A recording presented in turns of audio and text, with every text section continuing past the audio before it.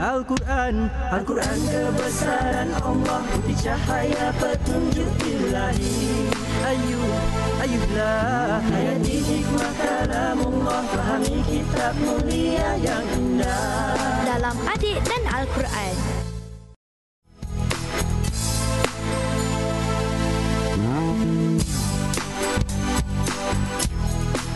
Sayyidina, tahukah anda baginda Rasulullah sallallahu alaihi wasallam telah diangkat menjadi nabi pada hari Isnin? Sekarang anda dah tahu.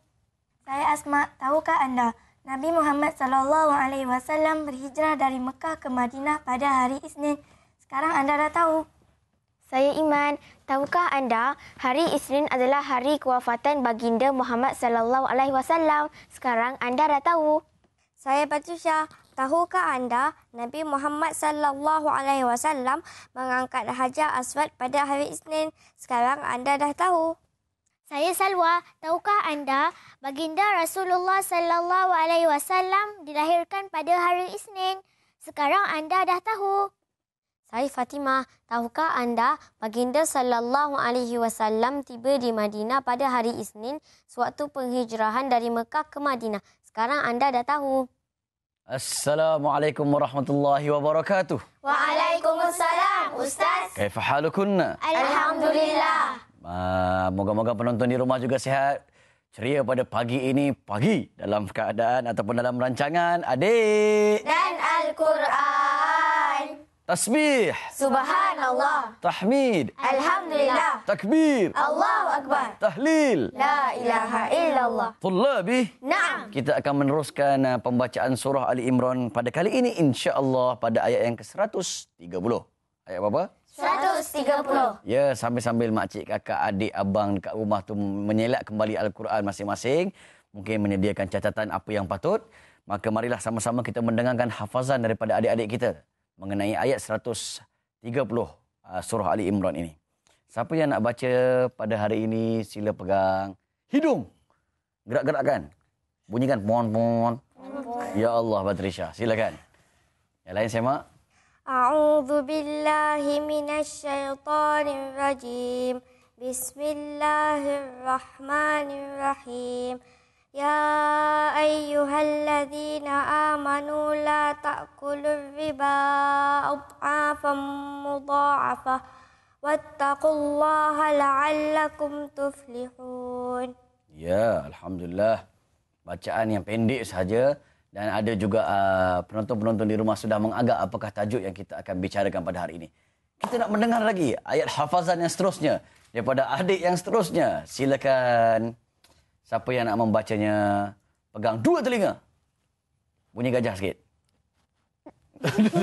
Dah, oh bunyi gajah macam tu je. Gitu ya. Okey, silakan adik Salwa. A'udzu billahi minasyaitonir rajim. Bismillahirrahmanirrahim. Ya ayyuhalladzina amanu la ta'kulur riba adhafan mudha'afah wattaqullaha la'allakum tuflihun. Ada bunyi kehidungan sikit. Tuflihun. Ya, okey. Sebut kan jangan bawa betul-betul ke tekak. Salwa I U lihun. Ada sedikit ya. Jangan tu lihun. Terus ya naik ke hidung. Bahaya ya. Nanti susah nanti ustaz nak ajarkan bila semuanya naik ke hidung ya. Okey, tullabi. Naam. Tajuk yang kita akan pilih pada hari ini berkenaan 130 ayat yang ke-130 dan episod kali ini adalah pengharaman riba. Apa dia? Pengharaman riba. Bila sebut riba dari sudut istilah ataupun dari sudut bahasa membawa maksud bertambah ataupun subur. Itu maksud dari sudut bahasa lah. Apa kaitan dari sudut bahasa dengan istilah? Maknanya dari sudut istilahnya sesuatu transaksi sama ada pertukaran barang ataupun hutang, dan bila membayar balik hutang, bila transaksi itu ada sedikit penindasan yang melibatkan lebih harta di satu pihak. Sebagai contoh, yang paling popular kita bagi hutang kepada seseorang, RM100. Maka kita minta dia bayar balik walaupun bertangguh RM105 atas nama hutang. Lebih sahaja kalau kita bagi hutang kepada orang, lebih saja daripada amount yang kita beri, itu kesemuanya lebih, itu dinamakan riba. Dinamakan apa? Riba. Ya, dan perkara ini merupakan penindasan. Dan Allah menjelaskan dengan jelas kat dalam Al-Quran mana yang halal, mana yang haram. Berdasarkan firman-Nya, wa ahallallahul bai' wa harramar riba. Allah halalkan urusan jual beli dan Allah haramkan transaksi ataupun urusan riba. Jelas ya? Kalau sebagai contoh, saya nak jual pada kamu, kamu nak pinjam duit pada aku ataupun nak buat pembiayaan. Itu sebab kadang-kadang dia tak buat sekarang, dinamakan pinjam, disebut biayai. Okey, kamu nak minta pembiayaan daripada saya RM100, saya boleh berikan RM100, tapi saya nak beli barang yang kamu nak minta tadi. Sebagai contoh, nak beli RM100. Barang RM1 jam. Okey. Saya belikan jam kamu sebab saya banyak duit, tapi bila saya dah beli, saya jual kepada kamu kembali sebanyak RM105 dan kamu kena bayar kepada saya RM105. Itu halal ke haram? Haram. Haram. Halal. Itu namanya jual beli. Atas nama jual beli dan pembiayaan. Ya, kamu nak beli jam kan? Kamu nak beli jam kan? Okey. Tapi kamu tak ada duit kan? Saya tolong biayai kan. Bila saya tolong biayai kepada kamu, memang harganya 100 tapi saya belikan dan saya bagi kepada kamu, saya sendiri dah jual barang pada kamu. Jelas memang harga dia 100. Tapi saya nak beli ataupun jual balik kepada kamu adalah RM110. Halal ke haram? Halal. Halal itu sebenarnya. Itu namanya jual beli. Dan dia tahu harga tu naik dan dia tidak mampu pergi kepada orang lain, dia pergi kepada ustaz sebagai contoh. Tetapi yang haramnya adalah akadnya membezakan. Sebagai contoh, okey, saya nak pinjam pada kamu 100 lah. Boleh. Kalau kamu nak bayar tangguh nanti, kamu kena bayar RM105.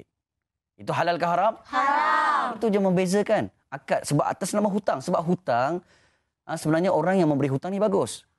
Sebab dia menolong orang ketika mana kesusahan. Sebab apa yang bagus? Dia bagi pinjam 100, dia minta balik kau bayar 100, tidak lebih. Maknanya dia berkorban untuk saudara dia atas nama RM100 tadi, hutang. Itu bagus. Tapi kalau atas nama hutang, bukan jual beli ya, dia lebihkan ketika mana membayarnya RM105, itu dinamakan riba. Satu namanya jual beli halal, satu namanya riba, merupakan penindasan. Tullabi, kita akan sambung perbicaraan kita tentang riba ini dan jenis-jenis dan hikmah pengharaman riba selepas daripada ini bersama dengan adik-adik kita dalam rancangan Adik Dan Al-Quran. Alhamdulillah. Terima kasih kerana anda tidak makan riba dan terus setia bersama kami dalam rancangan Adik Dan Al-Quran. Ustaz nak bahagikan 3 pembahagian riba. Ya. Yang pertama, riba al-fadl. Apa dia? Riba al-fadl. Yang kedua, riba al-yad. Riba al-yad. Dan yang ketiga, riba an-nasi'ah. Riba an-nasi'ah. Apa benda istilah-istilah ni? Kita kena fahamlah serba sedikit. Tambah pula urusan perbankan Islam pun dan urusan ekonomi Islam pun semakin berkembang dan diterima pakai oleh dunia sekarang. So istilah-istilah yang diperkenalkan oleh Islam ni elok kita mengambil tahu. Yang pertama, riba al-fadl. Apa contoh dia? Iaitu dibayar lebih pada satu pihak barang dalam menukarkan barang. Contoh, ya, dia nak tukar kurma dengan kurma. Boleh tak? Boleh. Asalnya kurma dengan kurma. Ya. Tapi seorang dia bagi kurma 11 kilo, satu lagi kurma 10 kilo. Boleh tak? Tak boleh. Itu dinamakan riba al-fadl. Ada lebihan kat situ. Dia kena 10 kilo dengan 10 kilo. 12 kilo dengan 12 kilo. Walaupun berlainan kualiti je. Kalau ada je perbezaan kilo dan berat dan kuantitinya, dinamakan riba al-fadl. Yang kedua, riba al-yad. Apa dia? Riba al-yad. Iaitu ketika mana dalam satu majlis, dia setuju untuk membeli satu barang sebagai contoh RM100. Berapa ringgit? RM100. Tetapi dia tidak datang pada tarikh tersebut. Disebabkan dia lewat datang pada urusan jual beli tersebut dan dia datang lewat, maka ketika mana dia datang lewat tersebut, naik sudah harga sebanyak RM105. Maka RM105 itu riba ke tak riba? Riba. Riba al-yad, pertukaran ketika itu. Ya? Kerana ada jarak masa dan sebagainya. Dan yang ketiga, ini riba yang paling popular, Ada juga setengah menamakan riba al-jahiliyah, iaitu riba an-nasi'ah. Riba apa? An-nasi'ah. Iaitu riba yang dibayar lebih kerana dilewatkan pembayarannya. Maknanya, okey, dalam masyarakat jahiliyah sebagai contoh, dia kata dia boleh bagi hutang, tapi dia siap-siap bagi dua pilihan. Pertama, engkau nak bayar balik lamsam terus ke settle balik seperti mana amount yang kamu pinjam, ataupun nak bayar tangguh. Tiba-tiba dia kata, okey, saya nak bayar terus ketika mana waktu yang ditetapkan. Okey, kalau terus waktu yang ditetapkan, kamu tak ada apa-apa. Kamu hanya bayar hutang aku. Itu tak ada masalah. Tapi yang kebanyakannya tak mampu untuk bayar secara waktu yang dijanjikan, melainkan perlu bayar sedikit-sedikit dan bertangguh-tangguh. Ketika itu atas nama hutang, dia kata, okey, boleh juga macam tu, tapi kamu kena bunga.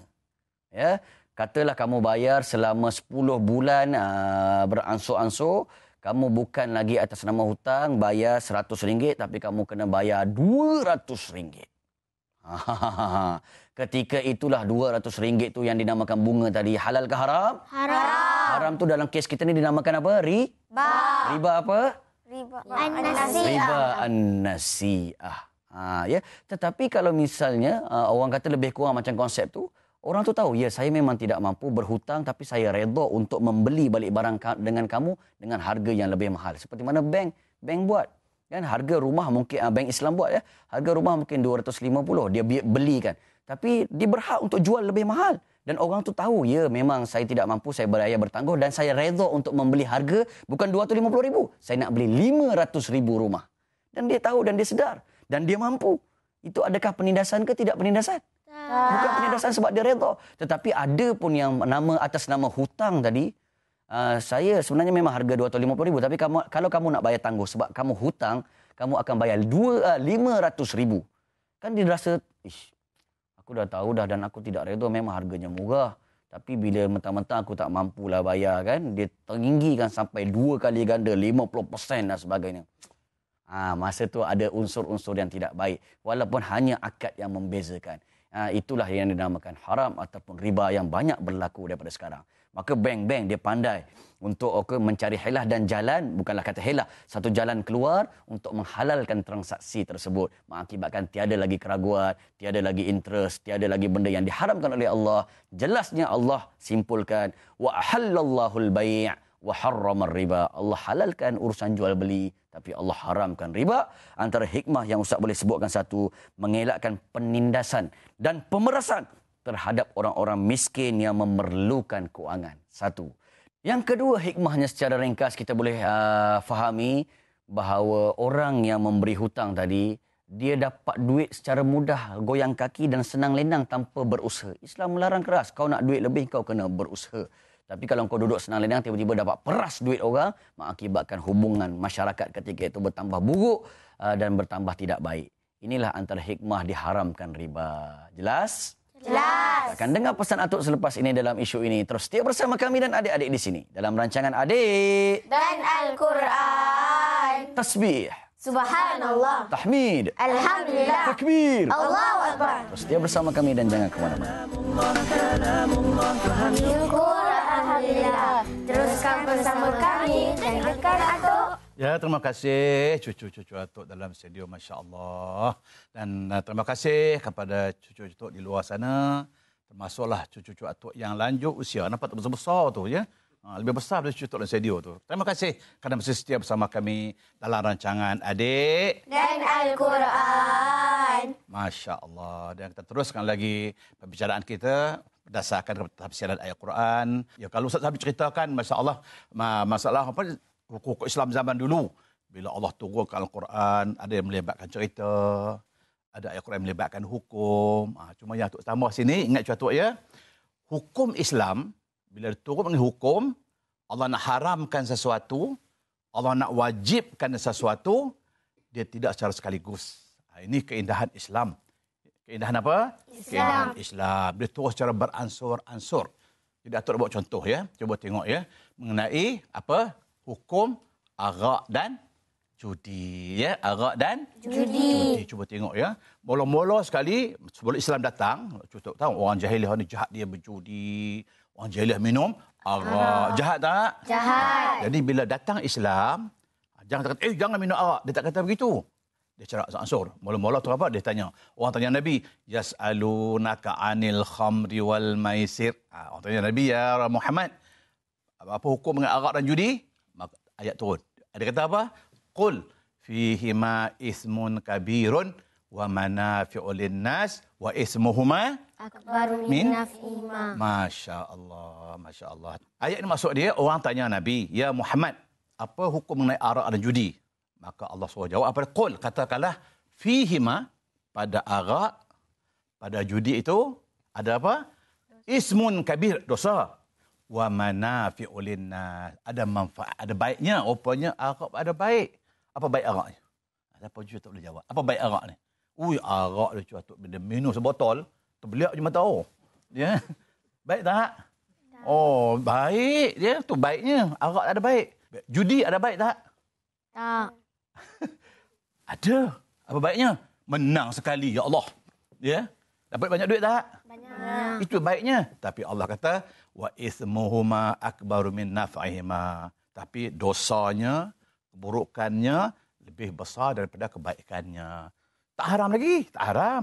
Jadi orang masuk Islam, masih minum arak. Masih main judi. Lepas tu tiba-tiba, adalah seorang sahabat Nabi masuk Islam. Dia semayang. Ya? Bila dia semayang, dalam Quran dia baca salah. Dia baca apa? Qul ya ayyuhal kafirun. Sambung? Ya. Patutnya la a'budu. Dia baca qul ya kafirun. A'budu ma ta'budu. Dia baca. Salah tak? Salah. Dia mabuk. Bila dia mabuk, tak tahu apa dia kata. Datang pula ayat kedua, dia kata apa? Allah kata apa? Ya allazina amanu la taqrabus salata wa antum Sukara. Masya Allah. Maknanya, orang beriman, jangan kamu sembahyang dalam keadaan mabuk. Dia tak larang lagi minum arak tu. Cuma kalau kamu nak minum arak, minumlah lepas sembahyang. Ataupun masa dalam keadaan tak sembahyang. Tak larang lagi. Lama-lama orang Islam minum arak, main judi. Akhir sekali barulah datang ayat. Allah kata apa? Innamal khamru wal maisiru. Lagi? Wal ansabu. Lagi? Wal azlamu. Lagi? Rijsun min amal syaitan. Tanibu. Datanglah last sekali. Allah kata apa? Ingat. Arak, kata Allah. Judi. Bertenung nasib. Dia dengan anak-anak panah. Semua ini rijsun, keji. Daripada amalan syaitan, maka adalah kamu jauhi. Barulah datang hukum mengatakan arak haram, judi pun haram. Bertenung nasib pun haram, semua betul-betul judi haram. Kita pergi panfir main-main tu pun, kan pergi panfir kan ada main-main lontar-lontar tu kan. Pakai gelang ke apa ke. Haram tak? Haram. Semuanya haram tu. Sama hukum yang lain. Kita katalah bab apa lagi? Oh, bab riba. Ya. Tahu riba? Tahu riba kan? Riba. Mula-mula bila Islam datang, orang jahiliah kuat riba.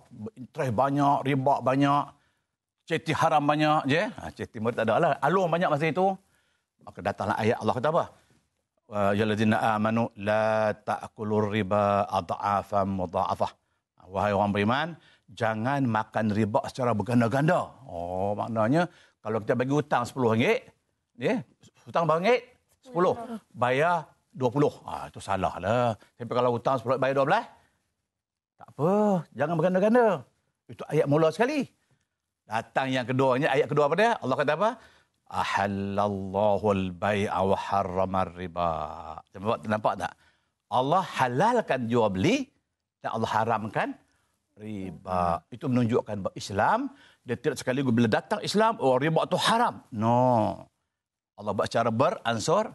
Ansur. Taklah mengejutkan orang. Nampak tak? Islam datang secara beransur-ansur. Maka sebab itulah indahnya Islam ini, molek Islam ini, hukum-hukumnya sebagai yang dilarang maupun yang disuruh, dia tak wajib serentak. Tapi dia beransur.